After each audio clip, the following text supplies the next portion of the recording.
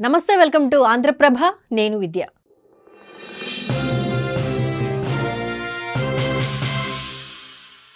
ఆసక్తిగా అగ్రరాజ్యం వ్యవహారాలు, అధ్యక్షుడు ట్రంప్తో గొడవలు, వెనక్కు తగ్గిన ఎలన్ మస్క్, నిన్నటి వరకు ఢీ అంటే ఢీ. తాజాగా మస్క్ పశ్చాత్తాపం, ఇరువురి మధ్య సంధి కుదిరే ఛాన్స్. ట్రంప్ ఎలన్ మస్క్ వివాదంలో కొత్త ట్విస్ట్ నెలకొంది. ట్రంప్పై చేసిన ఆరోపణల వ్యవహారంలో కాస్త వెనక్కు తగ్గారు మస్క్. ఇప్పటి వరకు చేసిన కామెంట్స్ పై పశ్చాత్తాపం వ్యక్తం చేశారు. అంతేకాదు, తన పోస్టులు చాలా దూరం వెళ్లాయని ఫీల్ అవ్వడం గమనార్హం.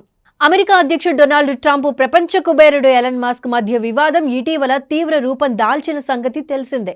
ఒకరిపై ఒకరు పరస్పర విమర్శలు చేసుకున్నారు. ఆ తరువాత అగ్రరాజ్యంలో మస్క్ కొత్త పొలిటికల్ పార్టీ అంటూ పెట్టిన ఓ పోస్ట్ సంచలనంగా మారింది.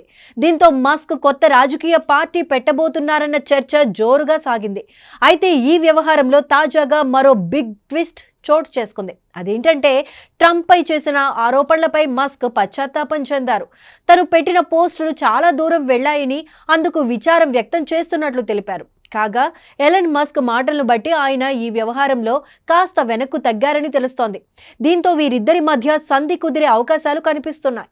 నిన్న మొన్నటి వరకు మంచి స్నేహితులుగా ఉన్న ట్రంప్, మస్క్ మధ్య ఇటీవల కాలంలో వివాదం రాజుకుంది. దీంతో వీరిద్దరి మధ్య పచ్చగడ్డి వేస్తే భగ్గుమనే పరిస్థితులు నెలకొన్నాయి. ఈ క్రమంలోనే అమెరికా ప్రభుత్వంలోని డోజ్ వ్యవస్థ నుంచి వైదొలిగిన ఎలన్ మస్క్, ట్రంప్ సర్కారు తీసుకొచ్చిన బిగ్ బ్యూటిఫుల్ బిల్లును తీవ్రంగా వ్యతిరేకించారు. అంతేకాదు, సెక్స్ స్కామ్ లో నిందితుడైన జెఫ్రీ ఎప్స్టైన్ తో డొనాల్డ్ ట్రంప్ కు సంబంధాలు ఉన్నాయంటూ ఆరోపణలు కూడా చేశారు. అందుకే దర్యాప్తులోని విషయాలు బయటపడలేదని విమర్శలు చేశారు. అంతేకాదు, తన సపోర్ట్ లేకుండా ట్రంప్ అధ్యక్ష ఎన్నికల్లో ఓడిపోయేవారని మస్క్ ఆరోపించారు. అక్కడ డెమోక్రాట్లు, రిపబ్లికన్లతో అమెరికన్లకు న్యాయం జరగడం లేదని అన్నారు. ఈ నేపథ్యంలో అమెరికాకు కొత్త పార్టీ అవసరమని పేర్కొంటూ ఎక్స్ వేదికగా ఓటింగ్ నిర్వహించారు. దీనికి 80% మంది అనుకూలంగా ఓటు వేశారు. కాగా ది అమెరికా పార్టీ అంటూ మస్క్ చేసిన పోస్ట్ సంచలనాన్ని సృష్టించింది. అటు ఎలన్ మస్క్ చేసిన వ్యాఖ్యలకు డొనాల్డ్ ట్రంప్ ఖండించారు. మస్క్ లేకపోయినా తాను పెన్సిల్వేనియాలో గెలిచేవాడినని అన్నారు.